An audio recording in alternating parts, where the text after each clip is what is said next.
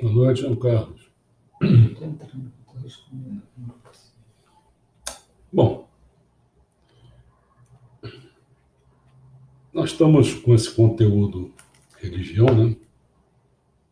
E o tema é as crenças primitivas a partir da pré-história. Outros temas seriam, né, crenças milenares e clássicas, a partir de 3.000 anos de Cristo. Depois vem o hinduísmo, a partir de 1700, budismo a partir do século VI a.C., judaísmo a partir de 2000, né?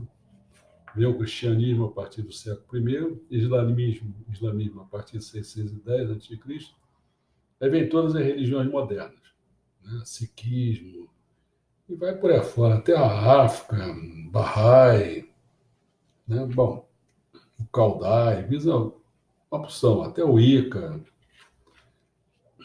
Nessa crença primitiva, a gente acaba vendo assim que muitas coisas que Meshama retrata como verdade, né, já estavam lá, olha só.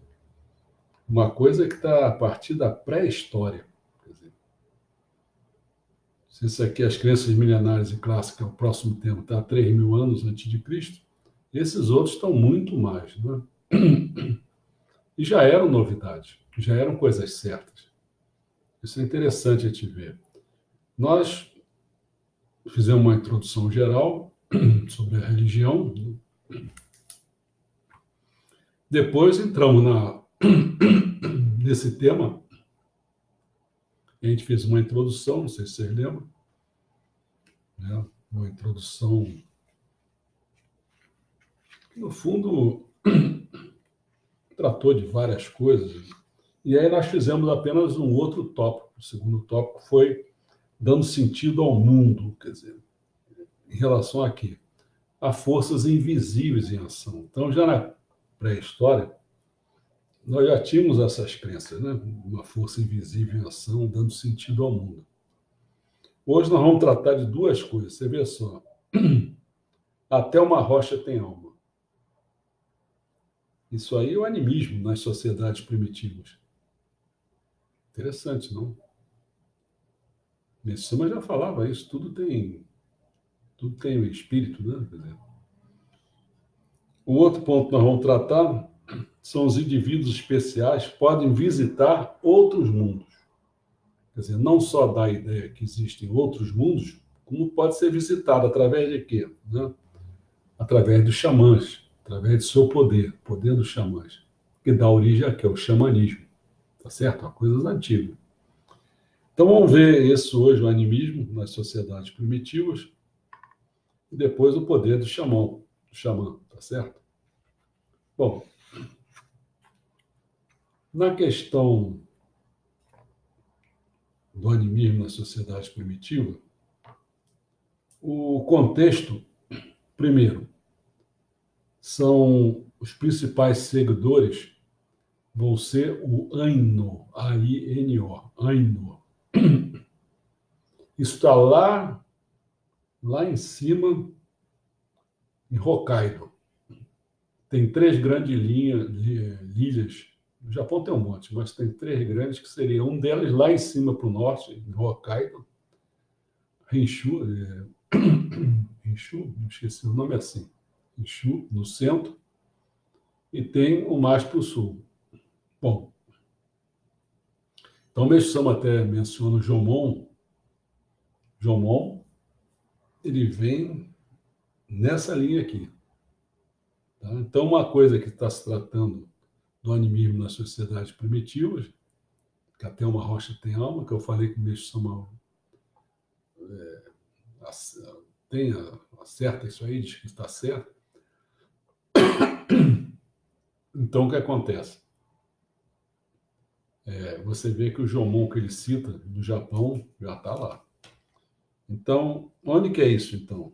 Esse Aino, né? Eles estão em Hokkaido, Japão. Antes, nós tivemos assim de 10.000 até 3.000 a.C., que vai dar início depois de 3.000 a.C., começa a vir as crenças milenares, né, tal. Então, de 10.000 a 3.000, quer dizer, os povos Jomon, do período Neolítico, ancestrais remotos dos Ainos,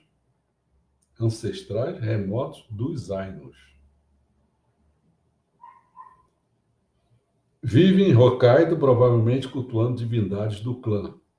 600 a 1.000 depois de Cristo.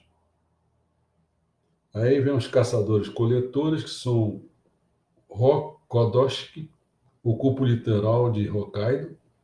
Parte de seus rituais, como a adoração a ursos, é encontrado mais tarde nos Ainos. 700 a 1.200 depois de Cristo, a cultura Roktoski mescla-se com o Satsumon, dando origem aos Ainos. Depois, lá para 1899 a 1997, né, os Ainos são obrigados a se integrar à cultura japonesa. Parte de suas práticas religiosas é banida. Em 2008, os Ainos são oficialmente reconhecidos como um povo indígena com uma cultura própria. Tudo bem? Então, mais ou menos o esqueminha é esse aqui. Tudo no mundo tem uma alma, tudo no mundo tem uma alma.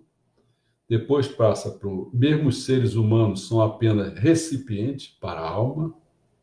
Depois, as almas são imortais. Depois, as almas mais importantes são os deuses. Depois, cerimônias, músicas e oferendas dão aos deuses status no outro mundo. O que a gente oferece aqui dá status a eles no outro mundo. Quer dizer, quanto mais coisa a gente oferecer para eles, mais eles ficam lá no outro mundo com um status melhor. E, finalmente, se tratarmos bem os deuses, eles nos darão. Assim, em troca, o que é? Comida, tal, né? Bom, eu vou falar, antes de começar assim mesmo, vou falar dos rituais do envio do espírito. Os rituais de caça eram essenciais na tradição dos Ainos, sendo utilizados para agradar os deuses que visitavam a terra disfarçados de animais. Os deuses vinham disfarçados de animais. Em troca dos rituais e das oferendas, os deuses deixavam para trás, como presente, quando eles fossem embora, quando morressem, né? Os deuses deixavam para trás, como presente, seu corpo de animal. Então, por exemplo, sei lá, não era o caso porque lá não tinha vaca, né? Mas se ele viesse numa vaca, eles iam embora e deixavam o corpo da vaca para o pessoal comer, entendeu? Após matar e comer um urso, que aí sim, lá tem, os Ainu realizavam o ritual de envio do espírito, conhecido como Iomante, o espírito do osso reverenciado como deus urso, chamado Kimun Kamui, entretinha-se com comida, vinho, dança e música.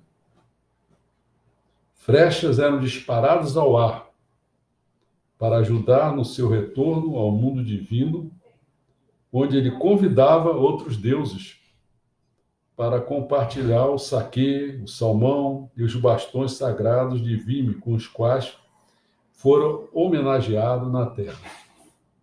A cerimônia Tiwakte, de envio do espírito, também era realizada para objetos e ferramentas quebrados que não teriam mais uso. Bom, feito essas, assim, algumas considerações em torno, vamos falar mesmo sobre o assunto. A palavra Ainu significa, sabe o quê? Ser humano. Bom, e refere-se à população nativa do Japão, que hoje vive em grande parte na ilha de Hokkaido. Os Ainus possuem fortes laços culturais com outros habitantes, aonde? Do norte da bacia do Pacífico, quer dizer, os povos siberianos, lá na Sibéria, lá em cima, como os Shukishis, os Korayaks e os Yupiks. Isso é lá na bacia do Pacífico, lá no norte, na Sibéria. Agora, e os Inuit do Canadá e do Alasca. Você vê, sabe? E assim, se eu falar, tem que ser o contrário para fazer. Vindo para cá, né? Para cá, tá certo. Daqui do Japão, aí vai para cima, para a Sibéria, anda para cá ou para lá. Eu quero fazer para vocês. Daqui eu tenho que mostrar para lá. Acho que eu tenho que fazer o contrário. Vai para lá, e aqui para a Sibéria, e mais adiante, tem que fazer continuar para lá. Assim. Aí vai bater lá no Alasca, no Canadá e tal. Bom, o principal ponto em comum entre esses povos é a visão animista do mundo. Quer dizer, tudo tem alma, né? Mas tudo mesmo, segundo a qual todo ser e todo objeto que existem têm uma alma e podem agir, falar e caminhar por conta própria. Eles também acreditam que o mundo físico e o espiritual são separados apenas por uma fina membrança permeável. Separado porque, assim, o mundo espiritual e o mundo material, eles são, desde espírito, précia e matéria, e de identidade. É uma identidade, né? Mas é uma identidade, assim, com uma separaçãozinha. Serve, a ideia é boa, né? Os Ainos consideram, então, o corpo um mero recipiente para a alma.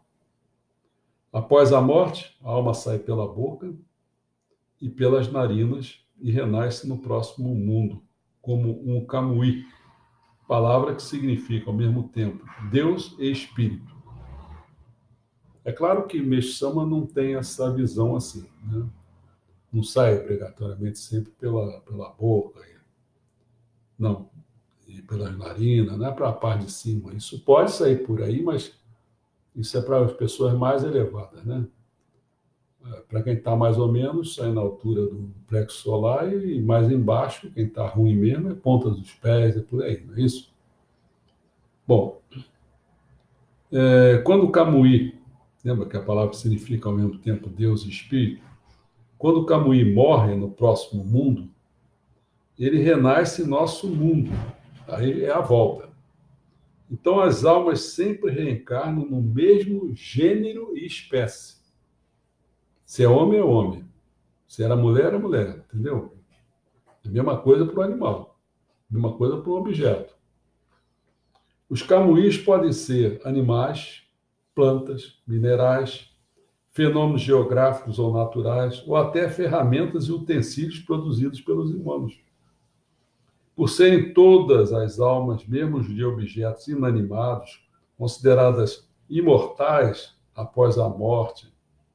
Olha só, olhando por esse ponto de vista, né, após a morte, a casa de uma pessoa deve ser queimada para assegurar que seu camuí tem uma moradia no outro mundo.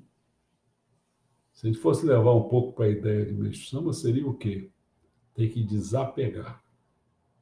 Né? Senão não consegue se viver bem lá no mundo espiritual, não é isso? Seus utensílios e ferramentas também devem ser quebrados para libertar os espíritos que tem dentro e queimados junto com o corpo para serem reutilizados no próximo mundo. Aí vem o poder das palavras, que é outro assunto interessante, né? E já Meixo Sama fala disso. Poder das palavras, né? Pensamento, palavra e ação.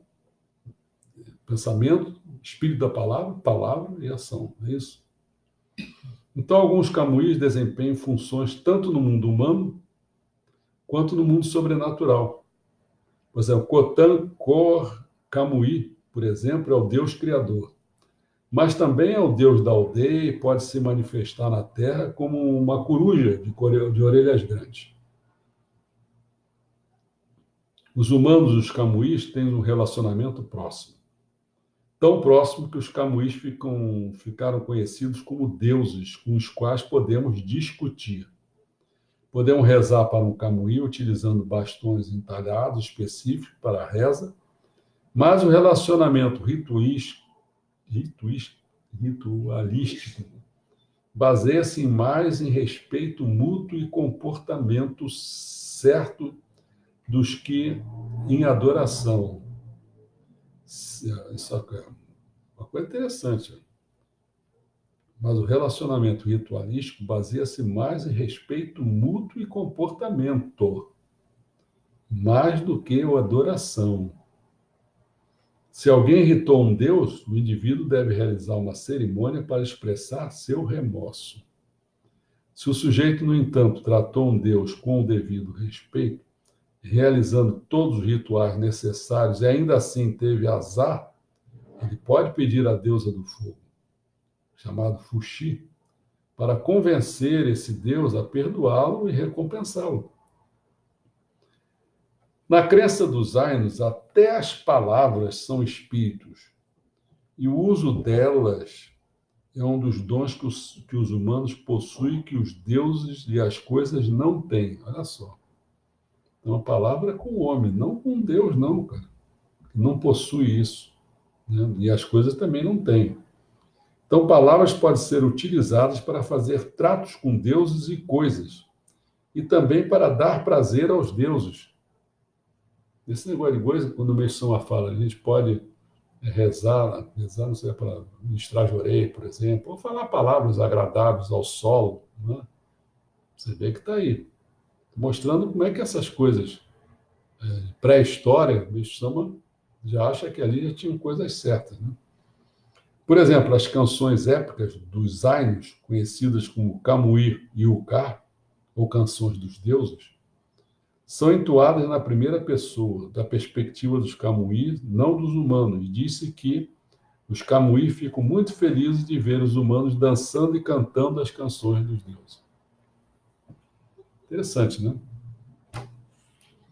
Então agora a gente vai desligar e nós vamos ver esses indivíduos especiais que podem visitar outros mundos, que no fundo é o poder do xamã. Tudo bem? Então, logo um minutinho rápido aí.